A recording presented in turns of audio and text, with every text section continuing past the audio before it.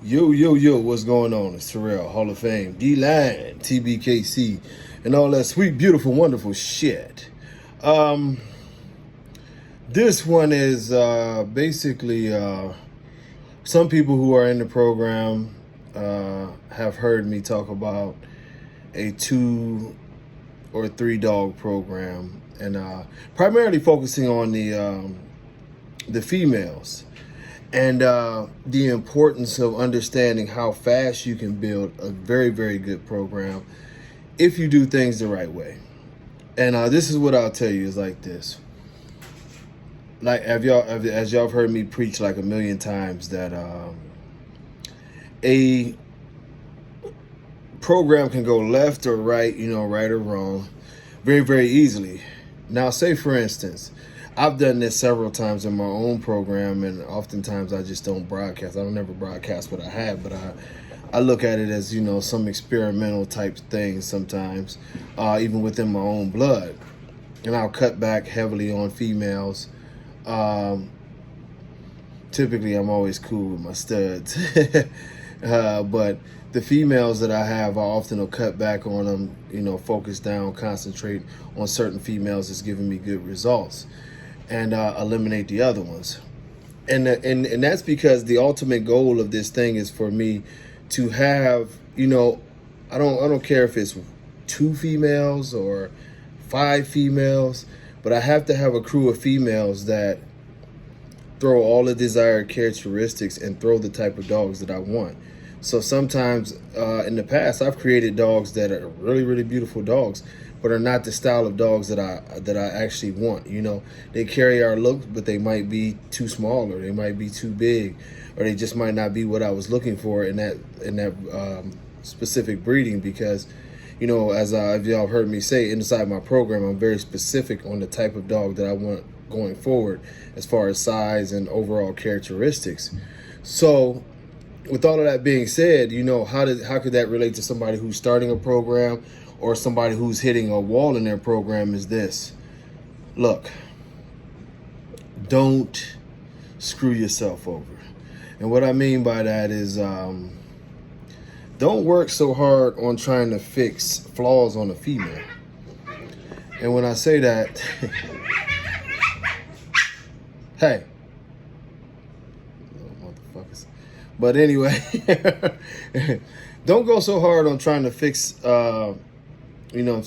a female issues, or, you're even fixing the male. You should never be fixing the male's issues, because, you can pick from all kind of males. And the thing of it is that I'm gonna make this like sweet and simple, but you give me 2 good females, and this will tell you, and this is also the premise that I'm using with the TBKC, is that if you give me 2 good females, right, I can breed in her lifespan 3 to 4 very, very good characteristics, solid males to her, to, keep anywhere from 8 to 16 dogs, from my own program. Now, that's each female, so as I'm going through this, these 2 females, would be bred to 6 to 8 males, combined. And I would have, 6 to 8 litters, should be, that I would be picking from these females' bloods. And that answers your question of if it's getting too tight. If the females are not of the exact same blood, and you've got multiple males with slightly different bloods, even though you're line breeding or whatever, it gives you room to grow. But the main thing is if these 2 females are badass, solid females, and you pick badass, solid males that are, conformationally all the way where they need to be, just like the females, and you're picking puppies. Out of these puppies, as you watch them grow, you might have one that gets a high rear, but you get your true opportunity comes in the fact that you have built a set of genetics throughout all of your breedings, that you've watched all of the dogs that you put together be very, very strong and sound structurally. And so if you had to do anything, you had to add size. Size is one of the easier things to add. Now it may take a while to balance it. It may take a couple breedings to balance it, depending on how far out you go on trying to add size. And when I say far out, how big is the dog. You know, for me with a dog size wise, if I say for instance, I want my females to be no shorter than 15 inches. You know, that's where I want them. You know what I mean? I would like my females to be in the 15-inch range the whole way across the board. And I'm talking about very consistently, you know, 15. If it's a 14, she's passing for a female, you know. But, you know, I know that I need to bring in her litter. I can't breed her to another, you know, say 15-inch male, because that's the equivalent of a 14-inch female. So I might want to go up to 16 inches, you know, a nice 16-inch, maybe even 17-inch male, to try to get in that area that I want to be at and keep this thing balanced. Now, of course, that'll be a lot easier to keep it balanced if I'm looking for, you know, 15 to 16-inch females, as if I stretched it all the way out to go into an XL that was 20 inches tall. Then the puppies might drastically go up. But those heights and the sizes, it's not really a whole lot to play with those, and breeders who have really been breeding knows size is one thing that you can play with, and you can just mold it like a piece of clay. It's very, very easy to do.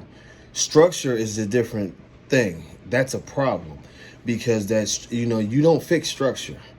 The issues keep coming back, you know, throughout generation through generation, and sometimes just because of the careless breeding, it's compounded. It keeps coming back. It keeps coming back.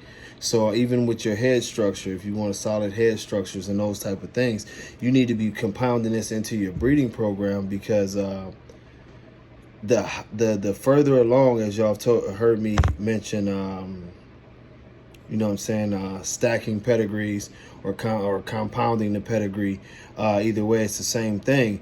The more good genetics that you can push into your dog's pedigrees generation after generation, it significantly lowers the opportunity that these other issues are going to come up. If you've got 6, 7, 8 generations of dogs with strong rears with good angles to their rears, to their rear, there's a good chance your dogs are going to throw that.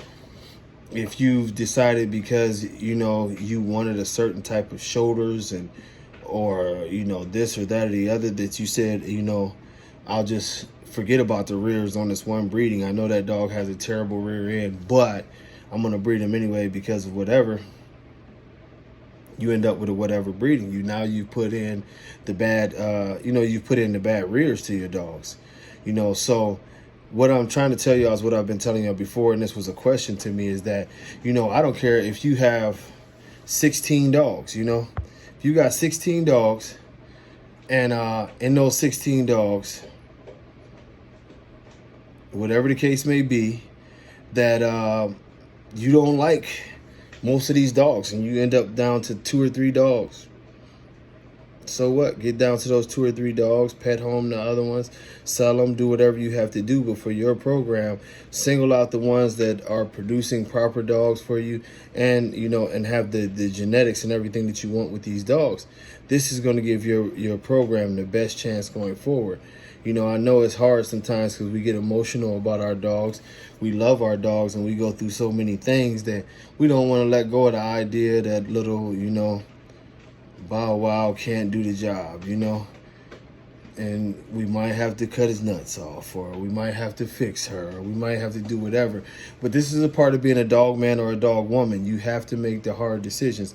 And the longer you go by making those hard decisions, you'll understand that the hard decisions really aren't even that damn hard, you know.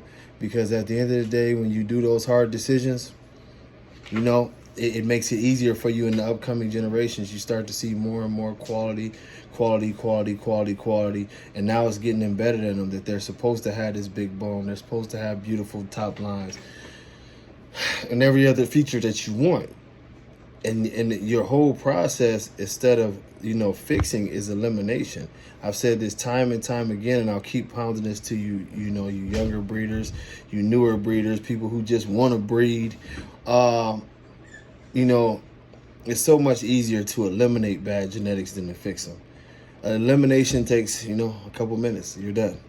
And let me get on the phone, get some sales, and try to get you up out of here.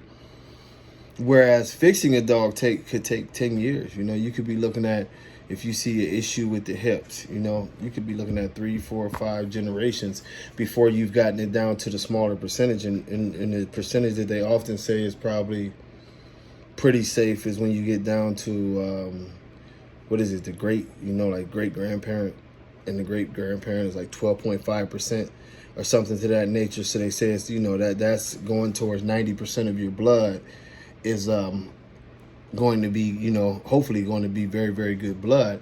And you just had this one dog with a problem, but look how many generations that took, you know. You have to breed, you know, to a couple more generations to get down to there, which, excuse me, that could very easily, take, say 5, 6 years. And if you really, you know, stretching it out, it could take a decade, like I said earlier. So I'm tired as hell. But you know, all of this is just about staying in line, staying in the process, and doing a program, not getting yourself too boxed into a corner to where your line breeding so tight that you know the genes can't function. But ultimately, you have to be able to balance your genetics. And the number one thing that you're trying to balance is good, healthy genetics. If you start off with shit, you'll end up with shit. The reason why most of these dogs are not living and not thriving is because breeders have just gotten to a point to where they don't care. They'll go for any dog, you know. It's well-noted dogs out here that are charging a ton of money to be, you know what I'm saying, to be bred to. And these dogs have already tested out and proven that they don't produce the most healthy dogs. But if you go for that hype train that you have to have a certain big name dog and you throw that on to what you're trying to do, just saying that you'll fix it, really you're wasting time, you know.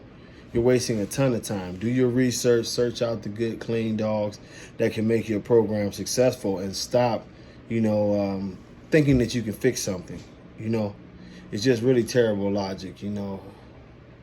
If she's got an issue and he doesn't, it's still 50% of the blood that's an issue. Now, what about if he didn't have an issue and his grandfather had an issue? Now you've compounded it indirectly because you didn't do the research on his background, you know, with his genotype compared to his phenotype, which he could have looked great, but grandpa could have been roast black back with a high rear. We don't know, you know. So all of this stuff comes into play one way or the other. But, you know, starting out, a couple good females, picking your studs, keeping your puppies, you know, you'll be in a way better place than collecting a bunch of dogs and not being able to get it in. But y'all, I'm about to go take me a nap. Whew, tired as hell. Until next time, y'all, much love. Peace.